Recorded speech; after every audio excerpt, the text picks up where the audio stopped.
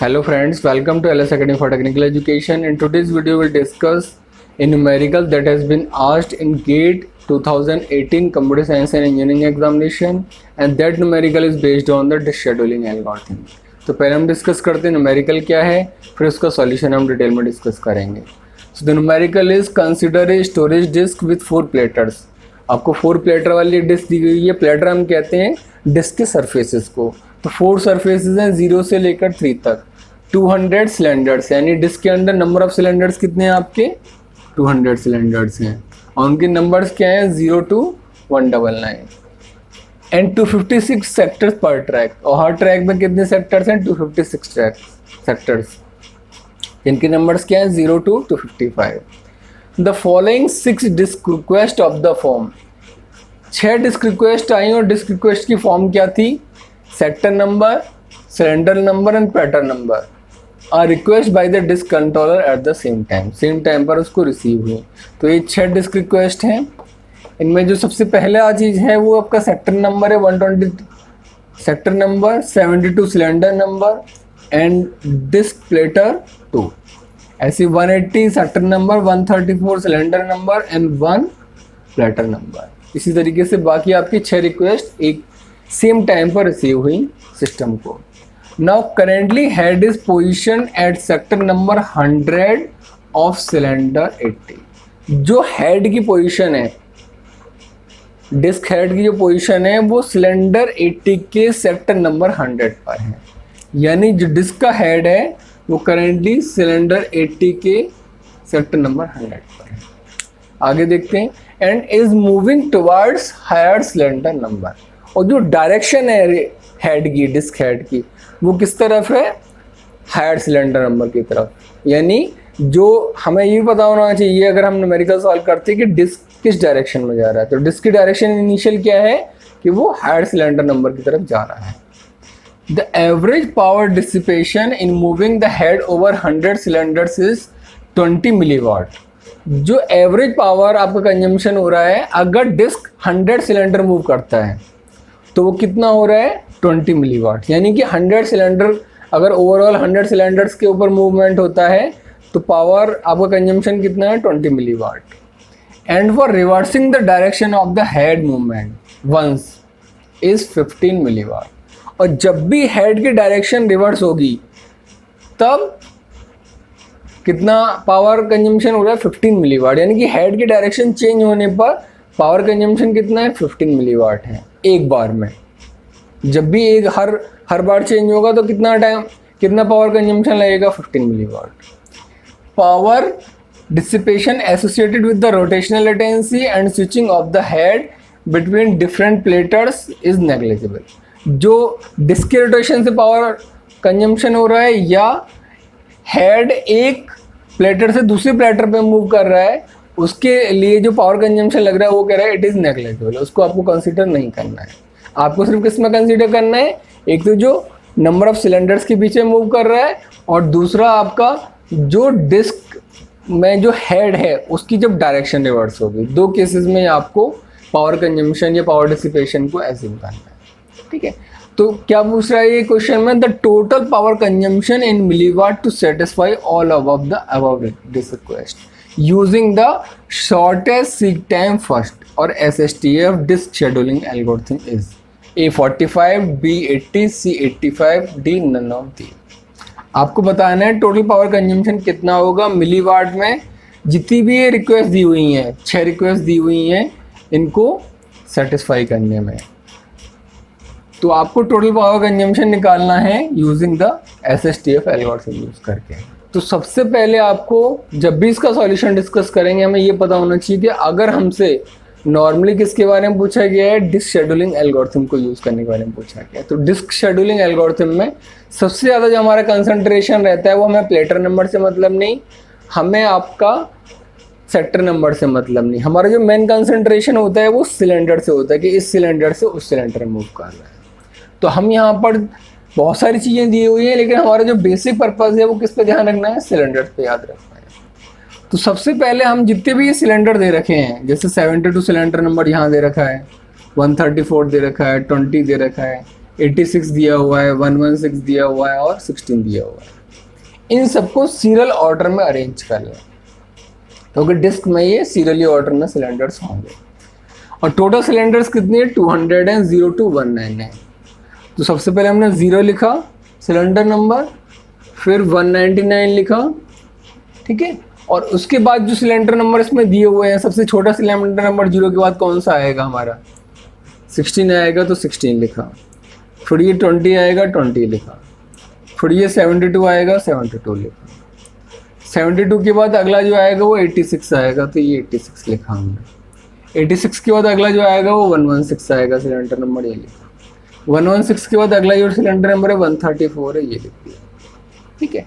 ये वो हमने डिस्क जिनके लिए डिस्क रिक्वेस्ट है वो सारे आपने सिलेंडर नंबर यहाँ से लेकर यहाँ लिख दिए। अब यहाँ पर क्या लिखा हुआ था कि करेंटली हेड की पोजीशन कहाँ पर है, सेक्टर नंबर 100 ऑफ सिलेंडर 80, यानी कौन से सिलेंडर नंबर पर है, हमें सिलेंडर नंबर से मतलब है 80 सिलेंडर नंबर से।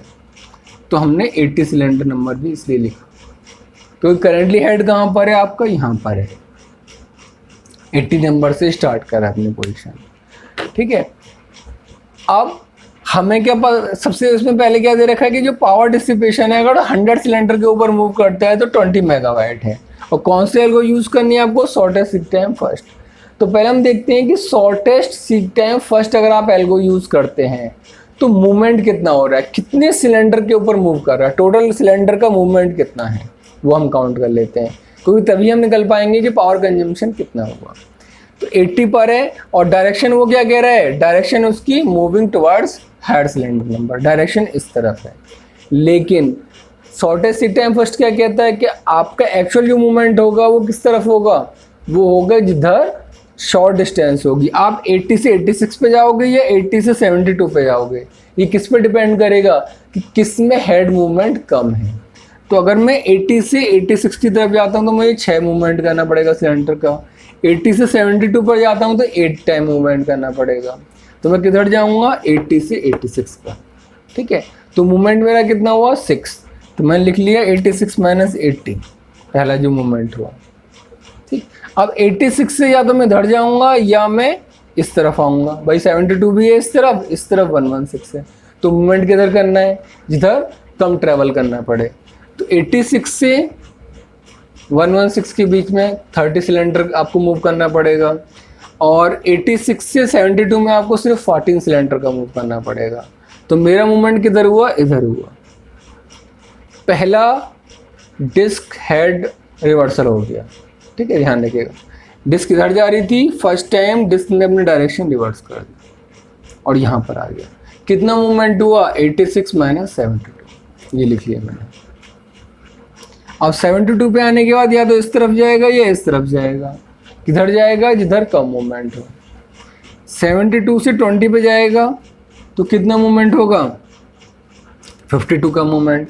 और 72 से अगर 116 की तरफ जाएगा तो कितना होगा, 44 का मूवमेंट। तो किस तरह मूवमेंट करेगा, ये इस तरह मूवमेंट करेगा।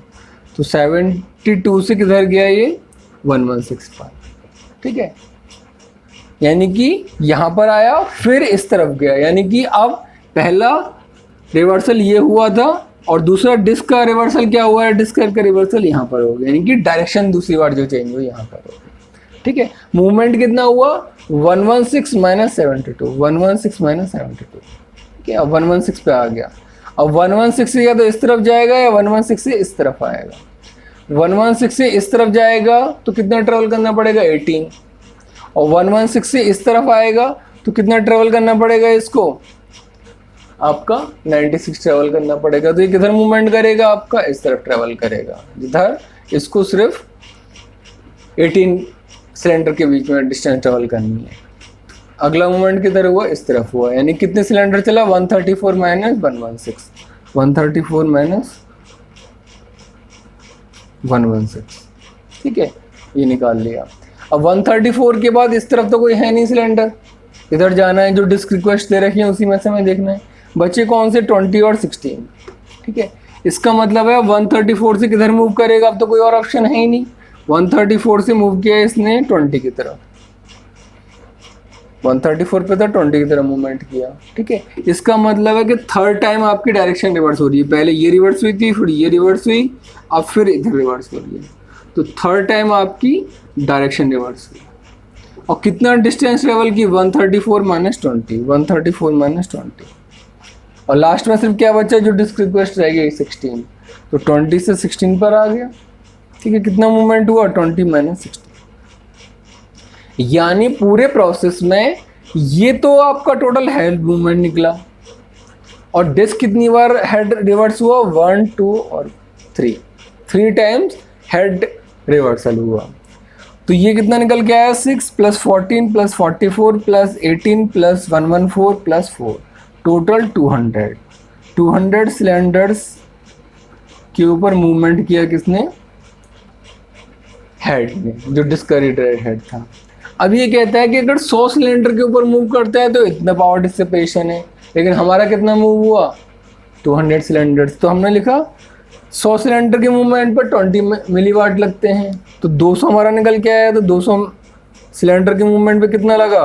20 × 200 डिवाइडेड बाई 100, 40 मिलीवाट। यानी जो टोटल मूवमेंट हुआ 200 सिलेंडर्स का, तो कितना आपका पावर डिसिपेशन आ गया? 40 मिलीवाट आ गया, ठीक है। अब रिवर्सल का भी देख लेते हैं। ये कहता है कि वंस, अगर reversal the direction of the head movement once, अगर एक बार हेड डायरेक्शन रिवर्सल होती है तो कितने वाट लगते हैं? 15 मिलीवाट। लेकिन इसमें कितनी बार मूवमेंट कर रहे हैं? 3 टाइम्स। तो एक बार की मूवमेंट में 15 मिलीवाट लगा, तो 3 टाइम्स मूवमेंट में कितना लगा? 3 × 15। भाई एक बार हेड रिवर्सल हुआ, कितने लगते हैं? 15 मिलीवाट। और कितने टाइम्स हुआ है हमारी इस प्रॉब्लम में? 3 टाइम्स। तो कितना हो गया पावर डिसिपेशन? 3 × 15, यानी कि 45 मिलीवाट हो गया, ठीक है। तो सिलेंडर मूवमेंट में पावर डिसिपेशन 40 मिलीवाट, सॉरी, और हेड रिवर्सल में 45 मिलीवाट। तो अगर दोनों को मिला दें तो टोटल कितना हुआ आपका पावर कंजम्पशन या power dissipation? 40 + 45, 40 + 45, that is 85 milliwatt. So your answer will be C, that is 85 milliwatt. So I hope now you understand the question and how to solve this question. If still you have any doubt, you can ask in the comment section. Thank you so much.